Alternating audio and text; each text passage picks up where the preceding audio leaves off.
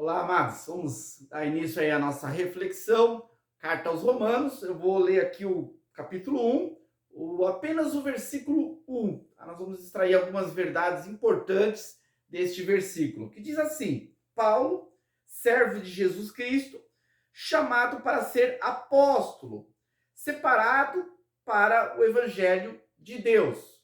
Como era costume da época, toda a carta ela começava com uma apresentação pessoal. Quem estivesse escrevendo a carta se apresentava. Então isso já era parte, né, do protocolo comum naquela época. Também não seja diferente de hoje. E aqui é importante que nós aprendemos com a apresentação do apóstolo Paulo, no qual ele começa dizendo que ele é servo de Jesus Cristo. Tá? A palavra servo, na verdade, foi uma tradução que eles colocaram do original grego, que é doulos. Doulos é a palavra que foi traduzida para servo. Entretanto, uma palavra mais adequada, que traria uma maior compreensão do que seja a palavra doulos, não seria servo, porque hoje, na nossa época, a palavra servo está mais relacionado a uma pessoa que se dispõe a servir. A gente tem costume de falar, aquela pessoa ela é um servo, porque ele é dedicado, ele se esforça. Então, o servo traz essa ideia de alguém que se dedica voluntariamente para fazer algo. No caso, a palavra doulos, ela significa escravo, alguém que está preso, amarrado por uma obrigação.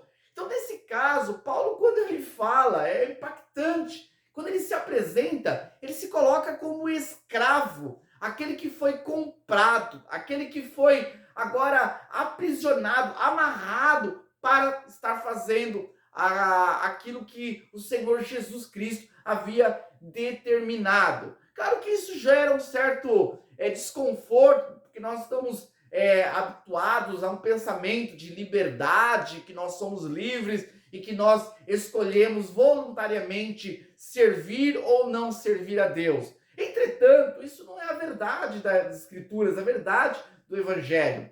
A palavra de Deus esclarece que nós, seres humanos, somos escravos do pecado. Nós já nascemos escravizados pelo pecado, por Satanás. Somos presos aos nossos desejos, às nossas necessidades. Estamos presos à nossa natureza pecaminosa, que inflama a cada momento para que nós possamos nos desviar do caminho e seguir o nosso ego, o nosso orgulho. Porém, quando o evangelho alcança, e Paulo retrata isso muito bem, nós somos libertos da escravidão do pecado para sermos agora escravos de Jesus. E graças a Deus por isso, porque somos escravos de um Senhor que é soberano, um Senhor que é justo, um Senhor que é poderoso, um Senhor que é Senhor das nossas vidas, porque Ele nos comprou com o seu poderoso sangue.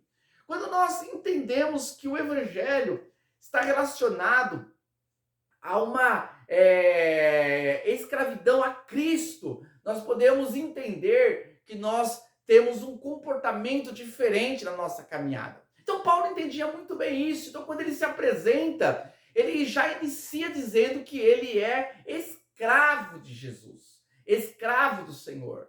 E isso era para ele honra, isso é para ele glória, como assim deve ser para mim e para você. Se nós entendemos que nós éramos escravos do pecado e hoje somos escravos de Cristo, chamados, aqui ele continua, chamado para ser apóstolo. Então, além de escravo, Paulo ele destaca aqui na sua apresentação que ele é chamado para ser apóstolo. Não é que ele se nomeou apóstolo, não é que os homens o escolheram e reconheceram como apóstolo, não é que ele almejou essa posição ou ele alcançou esse status. Quando ele fala sobre o apostolado, ele fala com o reconhecimento de que isso foi um chamado de Deus, que Deus o vocacionou para isso, que Deus o escolheu para isso. No reino de Deus, Nós temos que entender que nós somos todos iguais e que há um Senhor. E é esse Senhor que determina, que estabelece, que separa, que chama, que escolhe, que elege. E quando Paulo aqui ele destaca sobre o seu chamado, ele se destaca como chamado ao apostolado. Apóstolo aqui não é um título, apóstolo aqui não é uma posição, não é um status. Apóstolo aqui é um direcionamento do reino. Apóstolo é um tipo de ministério, como outros que existem dentro da igreja. O apóstolo é aquele que ele é enviado, é aquele que vai à frente, é aquele que abre campos, aquele que estende os horizontes para a pregação do evangelho. Apóstolo é o enviado. Então Paulo entendia que ele foi chamado para ser enviado.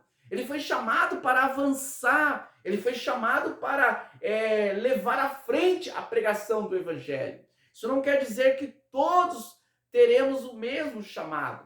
Cada um de nós tem um chamado. Cada um de nós temos algo a fazer no reino de Deus. E é importante que nós não venhamos fazer aquilo que nós queremos fazer, mas sim aquilo que o Senhor quer que nós venhamos a fazer. Fazermos aquilo pelo qual nós fomos chamados. O Senhor nos chamou para quê? Talvez Deus chama uns para ser médico e através do seu trabalho ser ali uma testemunha. Talvez Deus chama outros para ser um esportista e através do esporte ali pregar a palavra de Deus. Talvez Deus chama uns para ser professores, através da sua profissão ali ele dá testemunho de Jesus. Assim como alguns, Deus os separa, os chama para o pastoreio, para estar à frente de uma congregação, compartilhar a palavra, alimentar ali um povo.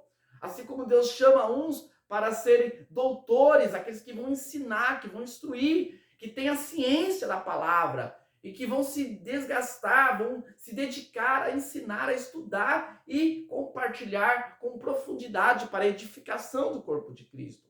Assim como Deus chama alguns para serem missionários, para avançarem, para ir para outras culturas. Mas todos são chamados pelo Senhor. Então, quando Paulo destaca aqui chamado para o apostolado, ele reconhece que há uma voz, que há um sinal, que há uma direção. E é essa direção que ele buscava, a direção de Deus. Ele foi chamado para o apostolado. E ele termina aqui falando aqui, nesse primeiro versículo apenas, que ele foi separado para o evangelho de Deus. Então, Paulo, quando ele fala separado, dá a ideia de que ali ele estava se afastando das suas obrigações antes de conhecer Cristo, dos seus projetos, dos seus sonhos, dos seus planos, porque agora ele foi separado para o evangelho. Essa é a consciência do verdadeiro cristão, que nós agora não caminhamos mais dentro da nossa vontade, dentro dos nossos planos e projetos, mas nós somos separados para o evangelho. Não podemos militar em duas causas. Não podemos militar na causa do Senhor e na causa dos homens. Não podemos militar na causa de Deus e na nossa própria causa. Mas nós só temos uma causa para sermos militantes, que é a causa do evangelho. Então, Paulo, na sua apresentação, ele se coloca como uma pessoa que estava separado para o evangelho. Por isso que ele conseguiu ter êxito em sua missão. Por isso que no final da sua caminhada, ele pôde falar com consciência na alma que ele havia combatido o bom combate, completado a carreira e tinha guardado a fé. E ao lermos o livro de Atos, a historicidade da vida de Paulo, a gente vai ver o quão importante ele foi e ainda é, porque as suas cartas ainda continuam inspiradas pelo Espírito Santo a edificar vidas. Mas isso se deu primeiramente pela graça de Deus, porque é Deus que opera, é Deus que alcança, é Deus que faz. Eu gosto muito da fala de Paulo quando ele escreve aos Coríntios, e ele fala que ele trabalhou mais do que todos os apóstolos.